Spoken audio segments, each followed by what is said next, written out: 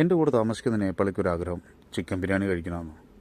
എൻ്റെ ഇന്ന് ഓഫായതുകൊണ്ട് ഞാൻ അടുത്തുള്ള മാംഗോ മാർക്കറ്റിൽ പോയി ബിരിയാണിക്ക് വേണ്ടുള്ള കുറച്ച് സാധനങ്ങളെല്ലാം വാങ്ങിയിട്ട് വന്നു. ആൾറെഡി എൻ്റെ അടുത്ത് ചിക്കൻ ഇരിപ്പുണ്ട്. അതെല്ലാം എടുത്ത് ഞാൻ കിച്ചണിലോട്ട് പോയതും തിരക്ക് തുടങ്ങാൻ തുടങ്ങി. ഏകദേശം സമയം ഇവിടുത്തെ 4:30-5 മണിയാവാൻ തുടങ്ങി. നോമ്പ് സമയത്തുകൊണ്ട് തന്നെ നോമ്പ് മുറിക്കുന്ന സമയത്ത് അവർക്ക് വേണ്ട സാധനങ്ങൾ ഉണ്ടാക്കാൻ എല്ലാവരും വരാൻ തുടങ്ങി. കൂടുതലും പാകിസ്ഥാനികളായിരുന്നു. പിന്നെ അടുത്ത് ഉഗാണ്ട, ഗാന അങ്ങനെയുള്ളവരുണ്ട്.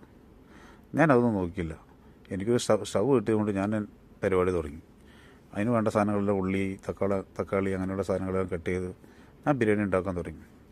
അതിൻ്റെ കൂടെ തന്നെ ഹലോയിമയുടെ വേറൊരു ചിക്കൻ്റെ ഫ്രൈ ഉണ്ടാക്കുന്നൊരു സാധനം കൂടി ഉണ്ടായിരുന്നു. അത് ഏകദേശം നമ്മുടെ ഇവിടുത്തെ 45 ദിർഹം വരും. ഓർഗാനിക് ചിക്കനാണ്. അതാകുമ്പോൾ പിന്നെ വേറെ അതിൻ്റെ ആവശ്യമില്ലായിരുന്നില്ല. അതും കട്ട് ചെയ്ത് അതും വറുക്കാൻ തുടങ്ങി. കൂടെയുള്ള പാകിസ്ഥാനികൾ പക്കോട അങ്ങനെയുള്ള കാര്യങ്ങളെല്ലാം അവരുണ്ടാക്കുന്നുണ്ട്. അവരെനിക്കും തന്നു കേട്ടോ. ഞാനും കുറച്ച് പക്കോടയെല്ലാം കഴിച്ചു. ബിരിയാണിയെല്ലാം ഉണ്ടാക്കി, ചിക്കൻ വറുത്തു, അതിന് വേണ്ട സലാഡെല്ലാം ഉണ്ടാക്കി ഞാൻ റൂമിൽ കൊണ്ട് വെച്ചു.